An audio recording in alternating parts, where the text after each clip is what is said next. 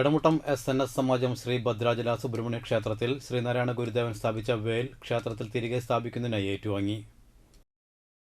കഴിമ്പ്രം കൃഷ്ണൻ തെരുവിൽ പടിഞ്ഞാറ്റാടത്തിൻ്റെ വസതിയിൽ നിന്ന് ഞായറാഴ്ച രാവിലെ 8-ന് സമാജം പ്രസിഡന്റ് ജിതേഷ് കാരയിൽ, സമാജ സെക്രട്ടറി അതുല്യ ഘോഷ് വെട്ടിയാട്ടിൽ, സമാജം ട്രഷറർ സലിൽ മുളങ്ങിൽ, സമാജം വൈസ് പ്രസിഡന്റ് സുമൂദ് എരഞ്ഞെഴുത്ത്, സമാജം ജോയിന്റ് സെക്രട്ടറിമാരായ രഞ്ജൻ എരുമത്തുരുത്തി, സുനിൽ അണക്കത്തിൽ, അജിത് കാരയിൽ തെക്കൂട്ട്, ജിനൻ വാഴപ്പള്ളി എന്നിവർ ചേർന്ന് വേൽ ഏറ്റുവാങ്ങി.